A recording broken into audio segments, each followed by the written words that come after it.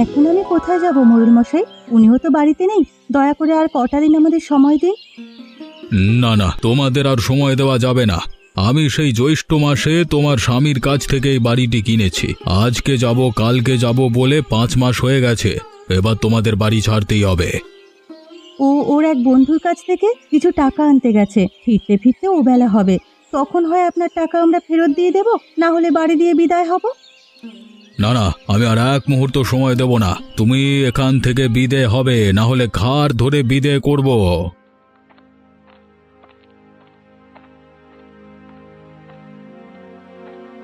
তার আর দরকার হবে না মোড়ল মশাই, আমি চলে এসেছি। এক্ষুনি আপনাকে সবকিছু বুঝিয়ে দিয়ে বিদেয় হব। ওগো, তুমি এসেছো? উনি যে আমাদের তাড়িয়ে দিচ্ছেন। চলো গিন্নি, আর এক মুহূর্ত নয়। যে লোক একদিন সহ্য করতে পারে না, তার আশ্রয়ে এক মুহূর্ত থাকবো না। তাই যাও, তোমাকে থাকতে বলেছে কে? তাড়াতাড়ি বিদেয় হয়ে আমাকে মুক্ত করো।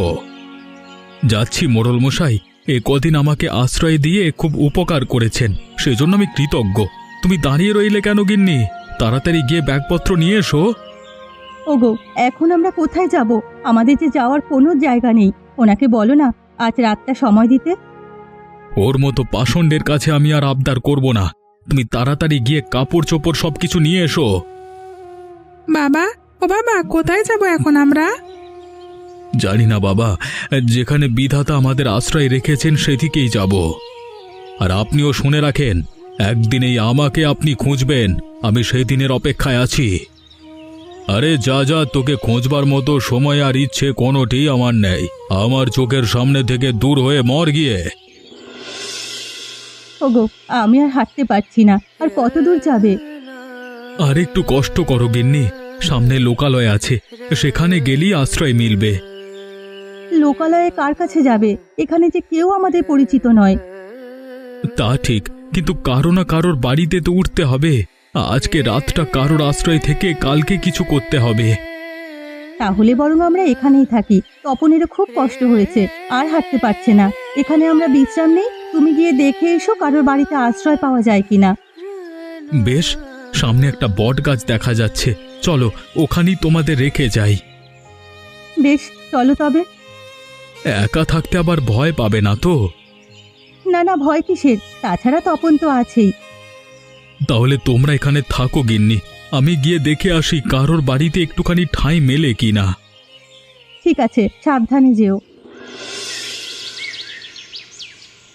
বাড়িতে কেউ আছেন? কেউ আছেন বাড়িতে? কে কে এলো এত রাতে? আমি এক ভিনদেশী পথিক, আপনার কাছে একটু আশ্রয়ের আশায় এসেছি।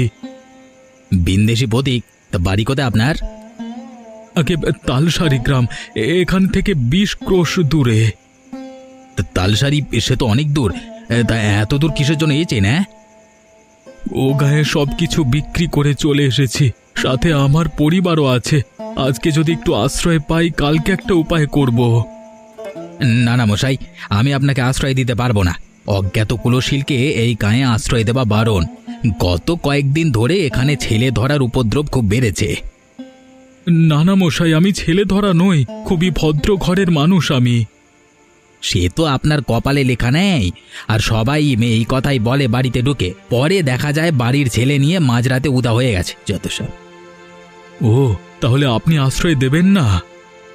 না, আপাতত সেরকম কোনো ব্যবস্থা হচ্ছে না।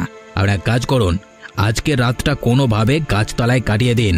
কালকে সকালে রায়চৌধুরীর কাছে গিয়ে আপনার কথা বলবো। তিনি চাইলেই আপনাকে সাহায্য করতে পারবেন। তার আর দরকার হবে না, কালকে আমি নিজে গিয়েই তার সাথে দেখা করব।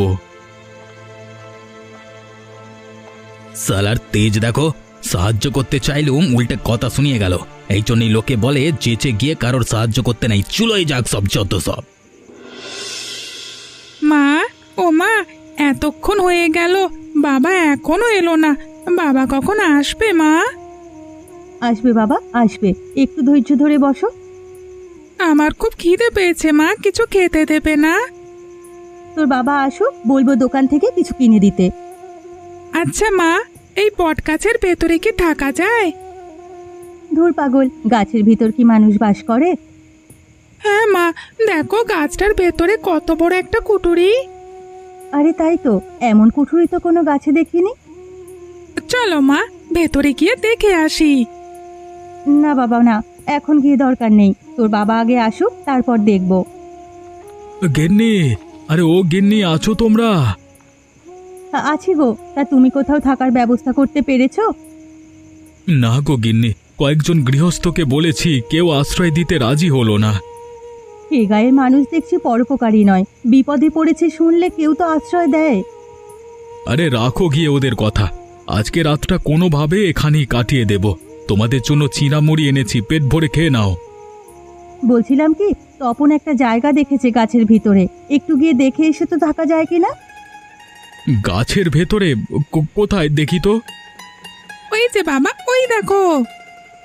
আরে এটা তো অনেক নিরাপদ একটা জায়গা, বাইরে থেকে বোঝাই যায় না ভেতরে এমন ফাঁকা জায়গা আছে।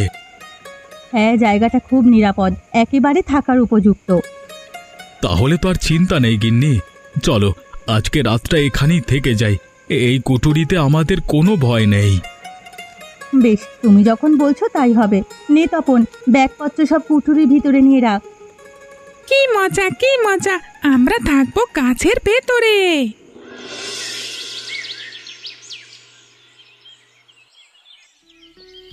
কটা মুড়ি খেয়ে কিছু একটা ব্যবস্থা করো। এভাবে আর কতদিন? একটা মাথা গোজবার জায়গার তো ব্যবস্থা করতে হবে। হ্যাঁ গিন্নি, ব্যবস্থা একটা হয়ে যাবে। এই জায়গাটা আমার পছন্দ হয়েছে, এটা নাকি সরকারি জায়গা, এখানে চৌধুরীরাই ভোগ করছে। ওদের বলে দেখি এখানে একটা ঘর তোলা যায় কিনা। হ্যাঁ গো, জায়গাটা খুবই সুন্দর, তুমি রায়চৌধুরীদের বলে দেখো এই গাছের নিচে একটা ঘর বানানো যায় কিনা। বেশ, আমি তবে যাচ্ছি, আশা করি একটা ব্যবস্থা হয়ে যাবে। তুমি বলতে চাচ্ছ তোমাদের গায়ের মোড়ল তোমাকে তাড়িয়ে দিয়েছে, তাই তো? আজ্ঞে চৌধুরী মশাই, ওনার কাছে আমার বাড়িঘর বন্ধক রেখে ছেলের চিকিৎসা করিয়েছিলাম, যথাসময়ে টাকা ফেরত দিতে পারিনি, তাই আমার সব কিছু নিয়ে নিয়েছে। তা ঠিকই আছে, বন্ধকের টাকা দিতে না পারলে তো নেবেই। তা বাবা, আমার কাছে এসেছো কেন? আমি কিন্তু নতুন কিছু বন্ধক দিয়ে টাকা করে দিতে পারবো না। না না চৌধুরী মশাই, আপনার কাছে সেজন্য আসিনি। আমার কিছু কি আছে যে বন্ধক রাখবো? আমি এসেছি এ গায়ে বাস করবার অনুমতি নিতে। এই গায়ে বাসের জন্য অনুমতি লাগবে কেন? নতুন একটা বাড়ি দেখে উঠে পড়ো না। সেই বাড়ি তো পাচ্ছি না, আর হাতে টাকা করিও তেমন নেই, তাই ভাবছিলাম ওই বটগাছটার নিচে আপাতত একটা কুঁড়ে ঘর বানিয়ে থাকতে। বটগাছ বলতে গায়ের পাশে যে বুড়ো বটগাছটির কথা সেটা বলছো? ওখানে থাকে কে? জিন ভূত আড্ডাখানা? সে নিয়ে আপনি চিন্তা করবেন না, দেখবেন কদিনের মধ্যে সব পরিষ্কার পরিচ্ছন্ন করে একেবারে হাট বানিয়ে ফেলবো। ঠিক আছে, যাও তবে, গিয়ে সব কাজ শুরু করো। চৌধুরী মশাই, মানিক, হঠাৎ করে এদিকে? এসেছি আপনার জমির খাজনাটা দিতে। তা ওই লোক এসেছিল কেন? বিন্দেশি মানুষ গায়ের শেষের বটগাছের নিচে বাস করতে চায়, আমি অনুমতি দিয়ে দিলাম। আর জানোই তো, মানুষের দুঃখ কষ্ট আমি আবার সহ্য করতে পারি না।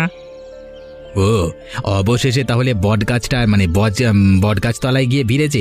আমার কাছে এসেছিল কালকে রাতে, আশ্রয় দেয়নি। আর ঘরে জায়গা দিলে কখন কি করে বসে বলা তো যায় না। ভালো করেছো মানিক, উটকো লোককে আশ্রয় দিতে নেই। তা চা খাবে? চা আনতে বলি? হলে মন্দ হয় না, চা খেয়েই তবে আপনার খাজনার হিসেব দিই। বেশ বেশ, মিনু, এরো চা দিয়ে যা তো। মা, ও মা, বাবা তো এখনো এলো না, বাবা আসবে কখন মা? আসবে বাবা, আসবে। চৌধুরী বাড়িতে গিয়েছে বাবা, তার সাথে পাকা কথা সেরে তারপরে আসবে। ওখানে কি এত কথা বলছে মা? শুনলি নে, আমরা এই বট গাছের নিচে ঘর তৈরি করব। রায়চৌধুরীর কাছে তাই অনুমতি নিচ্ছে। গিন্নি, আরে ও গিন্নি, আছো তোমরা? হ্যাঁ গো, তা বাস নিয়ে এসেছো? হ্যাঁ গিন্নি, চৌধুরী মশাই এখানে থাকবার অনুমতি দিয়েছে, তাই আর দেরি করিনি। জঙ্গল থেকে বাঁশ কেটে নিয়ে এসেছি, ঘোষ মশাইও বললেন কিছু খড় দেবেন। ভালো করেছো, তাতেই একটা ঘর হয়ে যাবে। এখন কিছু খেয়ে কাজ শুরু করে দাও, আমি কটা রুটি বানিয়েছি। এর মধ্যে রুটিও বানিয়ে ফেললে? আটা কোথায় পেলে? হাতে দুটো টাকা ছিল, তাই দিয়ে কিনে এনেছি। বেশ বেশ, তাহলে খেতে দাও, খেয়ে কাজ শুরু করি। গিন্নি, আর একটা খড়ের আঁটি দাও তো, এই জায়গাটা এখনো ফাঁকা আছে। আর তো আটি নেই গো, চাল ঢাকতে গিয়ে সব শেষ হয়ে গেছে। বেশ, আজকে তবে নেমে যাই, কালকে ঘোষ বাড়ি থেকে আঁটি এনে এখানে দিয়ে দেব। হ্যাঁ গো, ঘরদোর তো সব হলো, এবার কটা খাবারের আয়োজন করতে হবে। তা করো, আমার খুব খিদে পেয়েছে। কিন্তু ঘরে তো কিচ্ছু নেই, কি দিয়ে রান্না করব? দাঁড়াও, আমি এক্ষুনি দোকান থেকে চাল ডাল কিনে আনছি, এর আগে একটু স্নান করে নি। আচ্ছা শোনো, হাতে তো কেবল কটা টাকা আছে, এই দিয়ে কাল অবধি যেতে পারবো, তারপর কি করবে কিছু ভেবেছো? না গিন্নি, এখনো কিছু ভাবিনি। আমি একটা বুদ্ধি বের করেছি, যদি সে মতো কাজ করো অল্প দিনেই আমরা বড়লোক হয়ে যাব। কি বুদ্ধি গিন্নি? আজ সারাদিন দেখেছি এদিক দিয়ে অনেক মানুষ হাটে যায়। হ্যাঁ, এখান থেকে পাহাড়তলি হাট 10 ক্রোশ দূরে, সেখানেই সবাই যাচ্ছে। এত দূরে যেতে আসতে সবার খুব কষ্ট হয়ে যায়, সেই জন্য এই বটগাছের তলে বসে জিরিয়ে নেয়। এখানে যদি একটা ছোট্ট হোটেল খোলা যায় তবে অনেক ভালো হবে। কথাটা মন্দ বলনি গিন্নি, প্রতিদিন কিছু জল খাবারের আয়োজন করলে মানুষের খাওয়ানো যাবে, আর আমাদের হাতেও দুটো কাঁচা টাকা আসবে। তাহলে আজই তুমি হাট থেকে কিছু সওদা কিনে আনো, কাল সকাল থেকে আমি রান্নার আয়োজন করব, দেখি এ কাজে ভাগ্য ফেরে কিনা। বেশ বেশ, তাহলে আমি এক্ষুনি যাচ্ছি, আগে স্নানটা করে নি। ও বাবা, আমিও যাব তোমার সাথে। আয় আয়, তাড়াতাড়ি আয়, আমার হাতে একদম সময় নেই। এত এত মানুষ আসছে হোটেলে, আর এদিকে একটা লোক নেই। এ ভোলা আর বাবলু, এক্ষুনি এদিকে আয়। আমায় ডেকেছো কাকু? হ্যাঁ, ওই উত্তরের টেবিলটাতে খাবার দে, কতক্ষণ ধরে ওনারা এসে বসে আছেন। হ্যাঁ, আর তোদের গিন্নিমাকে গিয়ে বল তাড়াতাড়ি ভাত চড়াতে, আজকে লোক অনেক হবে। যাচ্ছি। ও গিন্নিমা, তাড়াতাড়ি ভাত চড়াও।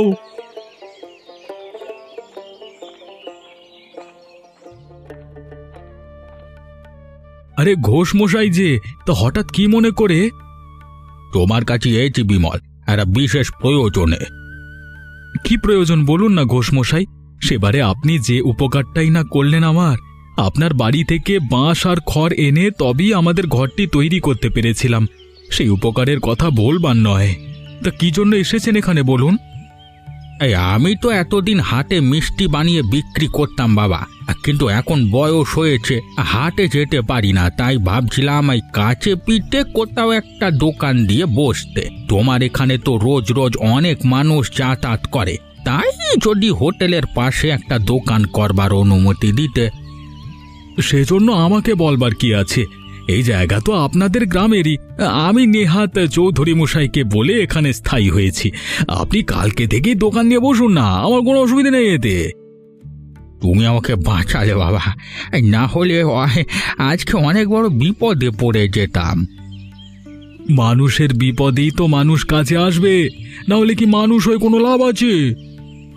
ঠিক বলেছ বাপ, খুব ঠিক কথা বলেছ। এখন তবে আমি যাই, কালকে কথা হবে।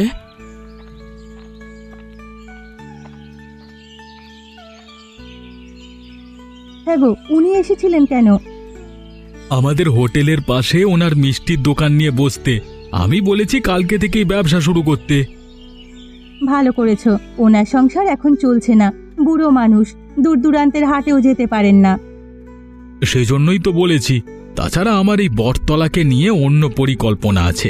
এখানে একটি গোছানো হাট তৈরি করব, তাহলে আশেপাশে গ্রামের মানুষের কষ্ট অনেকটা কমে যাবে। এই কাজ করলে যদি মানুষের চোখে লাগে, আমার খুব ভয় করে গো। আমাদের সাজানো গোছানো সুখের সংসারে আর কোনো ঝড় আসুক, আমি তা চাই না। আরে না, তেমন কিছু হবে না গিন্নি, তুমি অযথাই চিন্তা করো না। হাট হলে বরং ভালোই হবে। বেশ, ভালো হলেই ভালো, তবে আমি যাচ্ছি, আবার রান্না চড়াতে হবে। চৌধুরী মশাই, আরে ও চৌধুরী মশাই, বাড়ি আছেন? কে, বিমল নাকি? আগে না, আমি মানিক। ও মানিক, এসো। তা হঠাৎ করে কি মনে করে? আগে এসেছি বিমলের বিষয়ে কথা বলতে। কি কথা হে? শুনলাম ও বটতলায় ব্যবসা করে বড়লোক বনে গেছে। সেই জন্যই তো আপনার কাছে এসেছি কর্তা। পরদেশের একটা লোক আমাদের গাঁয়ে এসে এত ধনী হয়ে গেল, তা তো মানা যাচ্ছে না। সে কি আমি মানতে পারছি, কিন্তু কি করব বলো? আমাদের কি করবার আছে? যার ব্যবসা সে করছে। আমাদের অনেক কিছু করবার আছে চৌধুরী মশাই। শুনেছি জায়গাটা তো আপনার, তাই যদি ওখান থেকে ওকে তাড়ানো যায় তবেই কাজ হয়ে যাবে। এতে আমার লাভ? আরে এখনো লাভটা বুঝতে পারিনি। বিমলের ওই বটতলায় এখন রোজ হাট বসে, ওকে অপসারণ করলে সেই হাটের সব খাজনার টাকা আপনার হাতে আসবে। তুমি তো খুব বুদ্ধিমান মানিক, খুব ভালো কথা বলেছ। এভাবে আমিও কখনো ভেবে দেখিনি। তা এতে তোমার লাভটা কি বলো দেখি? আমারও লাভ আছে। আমি চেষ্টা চরিত্র করছি বিমলের ব্যবসাটা হাত করতে। তা আপনি যদি ওকে তাড়াতে পারেন তবে আপনারও লাভ আমারও লাভ। বেশ বেশ, তবে কালই চলো, বিমলকে গিয়ে তাড়িয়ে আসবো। অনেক তো ভোগ করেছে, আর না। এবার ওর খেলা সাঙ্গ হবে।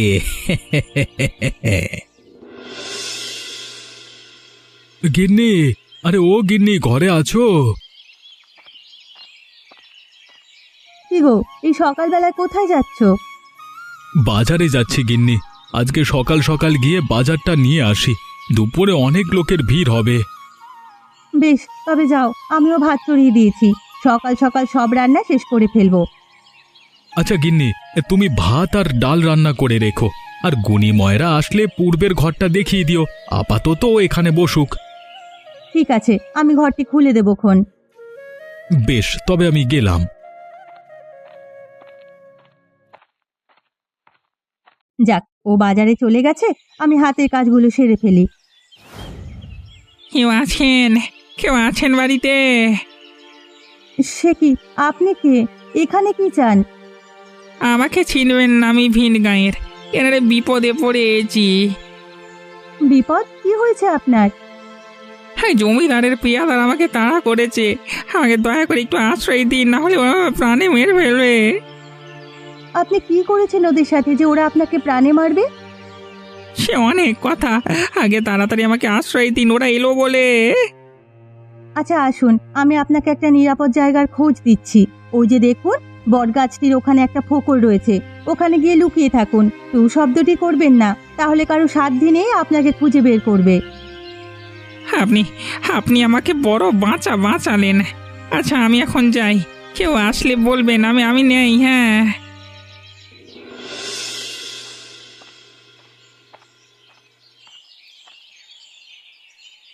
বিমল, আরে ও বিমল, আছো দেখছি তুমি। তোমার কাছেই এলাম। হঠাৎ আমার কাছে কি মনে করে চৌধুরী মশাই? চৌধুরী মশাই একটা গুরুত্বপূর্ণ কথা বলতে এসেছে। তোমার এই বাড়িটা ছেড়ে দিতে হবে। বাড়ি ছেড়ে দেব? সে কি কথা? আপনি না এই বাড়িতে আমাকে থাকতে দিয়েছেন।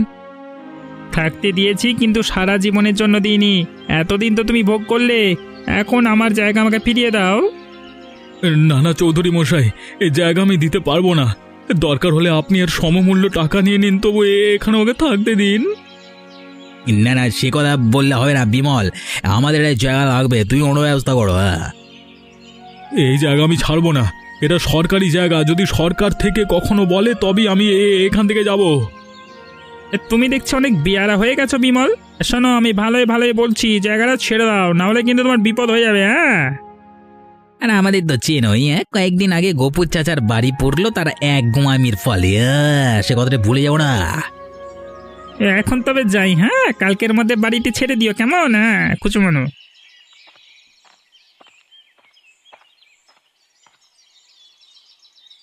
হ্যাঁ গো, রায়চৌধুরী কেন এসেছিল? আমার সর্বনাশ হয়েছে গিন্নি, ওরা বাড়ি ছাড়তে বলল। সে কি গো, এখন কি হবে তবে? ওই রায়চৌধুরীরা লোক ভালো নয়, যদি উল্টোপাল্টা কিছু করে বসে।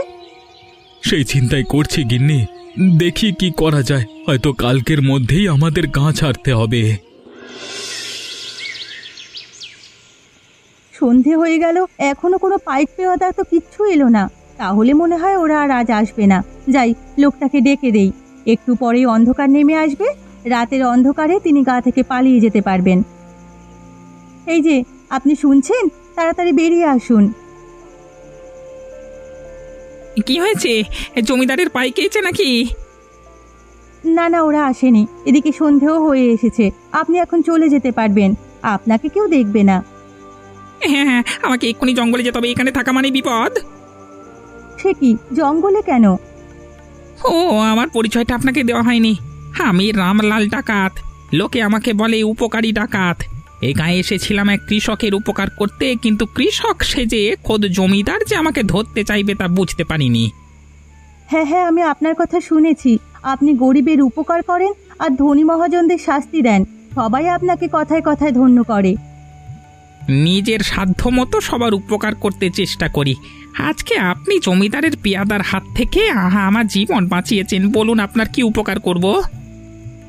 আমাদের বাড়িঘর ছাড়ার জন্য রায়চৌধুরী হুকুম দিয়েছেন। সে আমাদের ব্যবসা নিজে করে নিতে চায়। দয়া করে ওর হাত থেকে আমাদের রক্ষা করুন, তাহলে আপনার প্রতি আমি আজীবন কৃতজ্ঞ থাকব। বেশ তো, আজই রায়চৌধুরীকে আমি উত্তরের জঙ্গলে নিয়ে যাব। ও আর কোনোদিন আপনাদের বিরক্ত করবে না। তা করলে আমাদের খুব ভালো হয়। আমরা চাই উনি আমাদের সুখের সংসারে কাল না ডেকে আনুক। বেশ, তাই হবে। আর একটা কথা, যদি কোনো সাহায্য লাগে তবে উত্তরের জঙ্গলে যাবেন। সেখানে গিয়ে 7 বার এই শঙ্খে ফু দিলেই আমি আসব। বেশ বেশ, এরপর থেকে কোনো প্রয়োজনে আপনার কাছেই যাব। আমি এখন তবে আসি। রায়চৌধুরীকে নিয়ে কোনো ভয় পাবেন না। কি, রামলাল ডাকাত এসেছিল আমাদের বাড়িতে?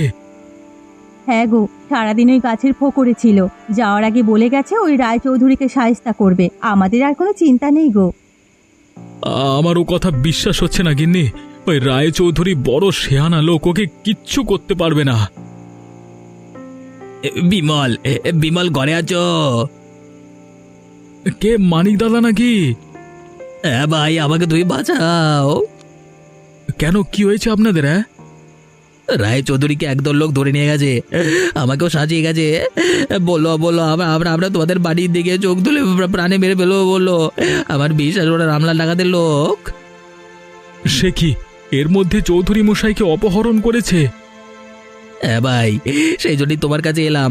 আমরা তোমাদের কোনো কিছু তার লোভ করবো না। তোমরা তোমাদের মতো সুখে শান্তিতে সংসার করো। কেবল একটি আবদার, চৌধুরী মশাইকে ফিরিয়ে আনো। তোমরা ছাড়া ওই ডাকাত কারো কথা শুনবে না। সে কি, আমি কোত্থেকে আনবো? ডাকাত কোথায় তাকে নিয়ে গেছে কিছুই তো জানি না। আমি সব বলে দিচ্ছি। মানিকবাবু, আপনি বাড়ি যান। রায়চৌধুরী মশাই ঠিক সময়ে ফিরে আসবেন। আমরা তাকে নিয়ে আসব। আর আপনার কথার বরখেলাপ হলেই তো বুঝেছেন, এর চেয়ে বড় বিপদে পড়তে হবে আপনাকে। না না, আমি আর কোনো ভুল করব না। কখনো কারোর সুখে সংসার ভাঙতে যাব না। আজকে বুঝলাম বাপেরও বাপ আছে।